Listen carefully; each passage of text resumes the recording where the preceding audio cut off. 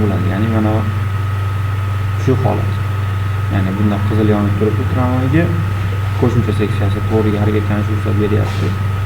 Lekin boshqa yo'nalishdagi asosiy seksiya yashil holat. Xuddi shu narsa so'ralyapti, demak, yo'l berish kerak.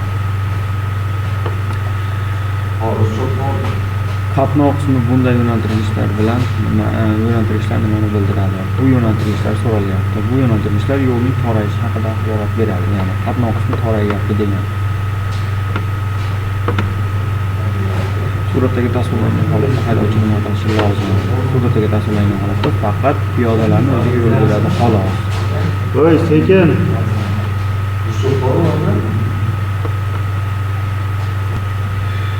Xo'p, suratdagi tasvirlangan holatda haydovchi nima qilishi lozim? Bu holatda haydovchi piyodalarni o'tkazib olsa bo'ldi. Xohlasa harakatlanib ketsa bo'ladi, piyodalardan keyin. Aytgan, bundan kelayotgan yo'l berish kerak. Haydovchi aholi punktidan tashqarida qoidalarni buzyaptimi? Ha, buzyapti. Sababi aholi punktidan tashqarida chap chetga yo'lda harakatlanish taqiqlanadi. Shuning uchun qoida buzilyapti. Qoidalar poyezdni to'xtatish ishorasi bo'lib xizmat qiladi. Xo'p, poyezdni to'xtatish ishorasi bo'lib turib, kunduzgi paytda bir qachon mato yoki qanaqa ko'rinadigan qanaqadir yorqin mato bo'lishi kerak, kech payt bo'ladigan bo'lsa, tunda bo'ladigan bo'lsa, mash'ala bo'lishi kerak yoki fanor. Farqi yo'q. Buni aylantirish, gir aylantirish hisoblanadi.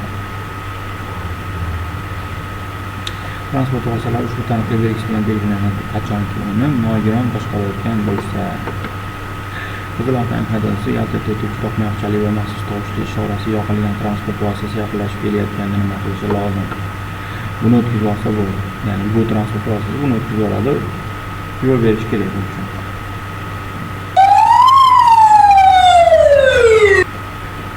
Agar g'ildaklardagi tortish kuchi yo'l bilan ishlash kuchidan ortiq bo'lsa, hop, tushuntiramiz nima? Yo'l g'ildaklardagi tortish kuchi, masalan, shag'alli yo'lda joyidan qo'zg'almoqchisiz. Shunaqa holatda siz nima qilishingiz kerak deyapti. Nima bo'ladi deyapti. Shu holatda yetakchi g'ildiraklar, ya'ni qaysi g'ildirak oldi tortadimi, orqa tortadimi farqi yo'q. Oldi tortadigan bo'lsa, yetakchi g'ildiraklar joyidan chiqishdan aylanadi. Shu. Bu yo'l belgisi oldinda nima borligidan ogohlantiradi. Bu yo'l belgisi oldinda daryo yoqasida yoki biror suv havzasini oldiga chiqish haqida ogohlantirib qo'yyapti. Shu belgi takrorlanadi. Qaysi transport vositasining haydovchisi qaylib olishni to'g'ri bajaryapti?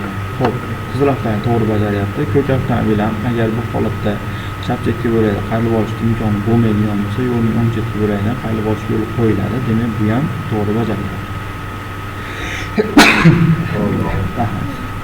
Toliqish haydovchining diqqat e'tiboriga qanday ta'sir qiladi? Toliqish haydovchining diqqat e'tiborini pasaytiradi.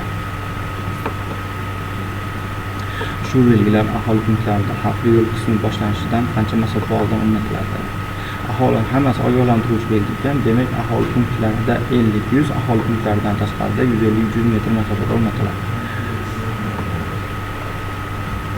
Bosh miya kalla suyagi o'rtacha holatda jarohatlangan jabrlanuvchini transportning qaysi turida tashish kerak?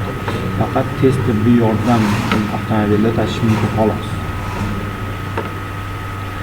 Sutkaning qorong'u vaqtida yetarli ko'rinmas sharoitlarda yo'lda qoldirilgan yo'l mashinalari, qurilish materiallari, qurilma va haykallar belgilanishi kerak.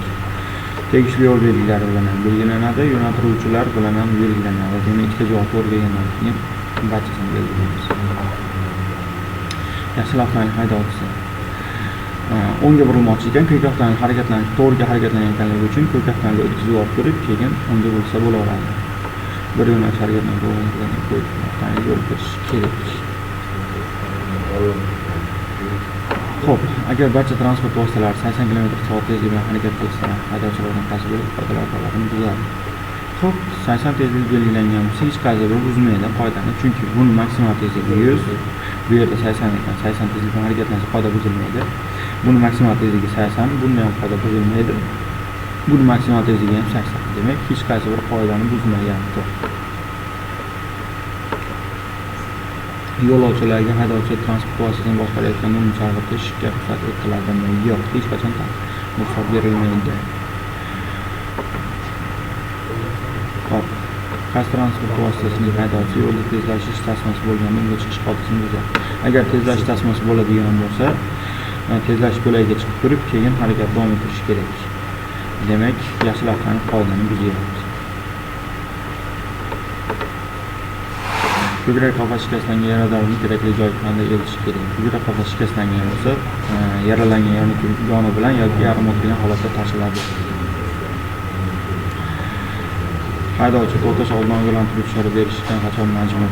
Agar haydovchi to'xtash oldidan ogohlantiruvchi chora berishi bo'ladigan bo'lsa, har doim majbur. Barcha holatlarda yopilishi kerak. Ya'ni stop fari yonishi kerak.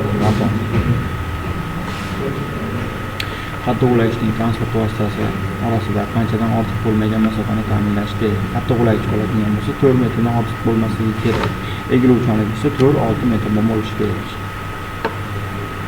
Xo'p, qaysi belgi transport vositalarining belgida ko'rsatilgandan kam oraliq masofada harakatlanishini taqiqlaydi? Xo'p, 3-dagi belgi taqiqlaydi. 1-dagi belgi transport vositasining gabarit kengligini o'lchaydi. Ya'ni 2-7 metrdan ortiq transport vositasi gabarit kengligi harakatlanishi mumkin emas degan.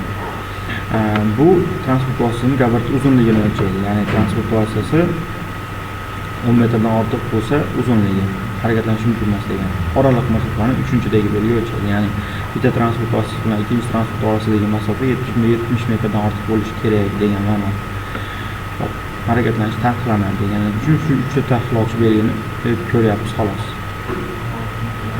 Ikkalasi taqiqlanmaydi. Harakat ikki tomonlama bo'lgan 3 tasmali yo'lda siz o'ngga bo'lishingiz zarur. Ushbu harakatni qaysi tasmadan amalga oshirasiz? Harakat ikki tomonlama bo'lishidan qat'iy nazar, harakat 3 tomonlama bo'ladigan farqi yo'q. Har doim siz o'ngga bo'lishingizni o'ng bo'lakdan amalga oshirasiz. Taqiqlovchi belgi bilan o'rnatilgan qo'shimcha axborot belgisi nima maqsadda o'rnatiladi? Xo'p, taqiqlovchi belgi kuboch taqiqlayapti, pastdagi belgi so'rayapti. Nima maqsadda o'rnatilgan deb. Shu kubochgacha bo'lgan masofa qanchaligini ko'rsatish uchun, ya'ni belgidan uning amal qilish hududi boshlanguncha bo'lgan masofani aniqlab olish uchun. Belgidan uning ta'sir qilish hududi boshlangungacha bo'lgan masofani aniqlab olish uchun. Bu belgi kuboch taqiqlangan. Ya'ni 300 metrdan keyin kuboch taqiqlangan hudud boshlanadi degan. Yonoqli uzatish tizimi hech hermetik emasligi ma'lum bo'lganda haydovchi nimalarni bajarish kerak? Xo'p, yonoqli uzatish. Gaz bosib yaxshi gaz kelmayapti. Shu holatda nima qilishingiz kerak deb so'rayapti. Siz noto'g'ri joyda baqirib o'tish choralarini ko'rasiz. Iloji bo'lmasa, ta'mirlash joyiga ehtiyotkorlik bilan borasiz. Unda ham mana evakuator shatakka olish orqali transport vositasini olib borish choralarini ko'rishingiz kerak. O'zingiz minib borishingiz taqiqlanadi.